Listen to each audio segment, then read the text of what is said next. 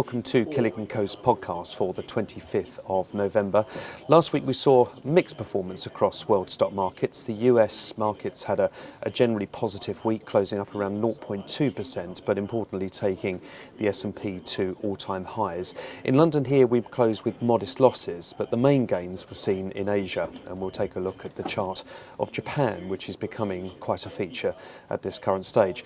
Last week also saw the minutes published from the FOMC, and these minutes really just giving us further sort of thoughts on the issue of where the economy stands in the US at the moment and where we stand potentially on tapering. I think the conclusion clearly came that somewhere between January and March next year one would like to see tapering begin, or certainly the Fed would like to see tapering begin, and it's good news that the stock market reacted to that news in a fairly mature way, but by as I say, pushing on by a couple of percent, 0.2% last week.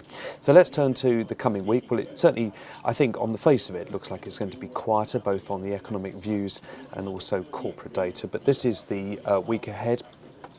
Just looking at some of the sort of economic points of interest this week, we'll be looking tomorrow at US consumer confidence. That comes out on Tuesday, and in terms of Europe, we have the European Economic Sentiment Indicator, which comes out on Thursday, and consumer confidence here in the UK coming out on Friday.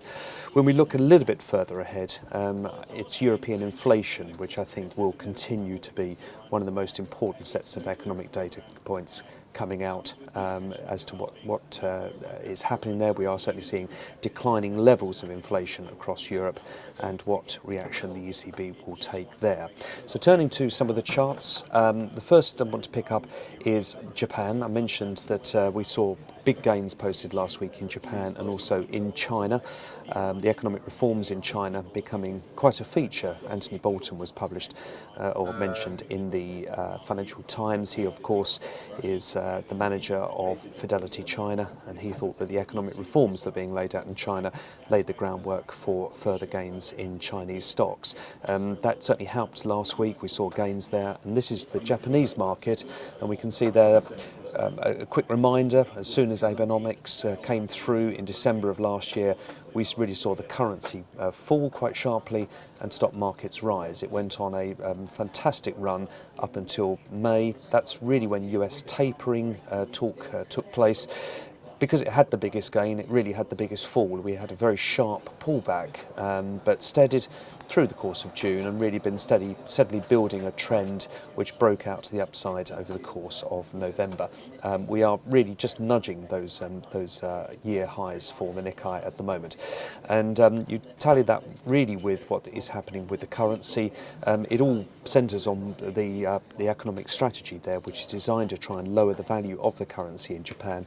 And again, further momentum, weakness of the Japanese yen last week, pushing that up towards the 102 level, really touched 103.4 during the course of May of this year. So really, in terms of a relative trade, Japan is looking fun at the moment. In terms of other sort of key movers, well, we mentioned, as I say, the FOMC minutes from last week. This related to the tapering talk, and we did see a nudge up in 10-year yields, moving back up to around 2.76. It did nudge 2.8% over the course of the week, but really you can see there the trend heading higher.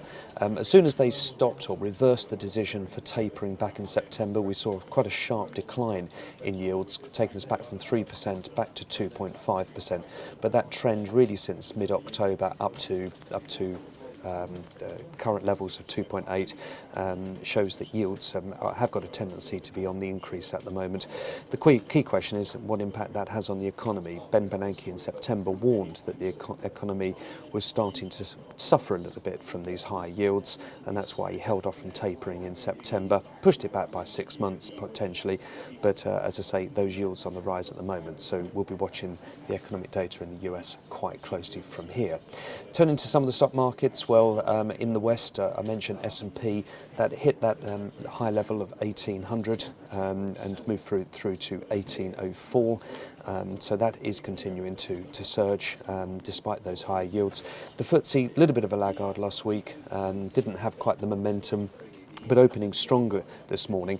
Really two issues this morning. First of all, the deal with Iran over the weekend is seen positively by markets. It takes away some of the potential risks to the oil price. So oil is off around 2.5% this morning, and the net result of that is it flows through to a lot of industries and consumer-based stocks will benefit from a lower oil price this morning. So the FTSE back up around the 6,700 level as of this morning. Now finally, just turning to a couple of stocks we mentioned in our income note of last week, two new stocks. We're initiating coverage on Verizon. Many investors will inherit some Verizon stock as a result of the Vodafone transaction, which will be a focus for Q1 of 2014. So we have initiate Verizon on our income note with a yield of just over 4% as a buy. We're also including Berkeley Homes, the house builder. That also had a strong week last week. We're initiating Berkeley Homes with a buy. It's a company that is debt-free, is generating a lot of cash at the moment, and certainly has government support as an industry for the build-out of new homes at the moment. Berkeley Homes sits there with a very comfortable dividend yield, with each couple of years the potential for some special dividend yields, which it has been doing over the course of the last few years. So two stocks. There are about 8 stocks on our income list, just featuring 2 there for our podcast today.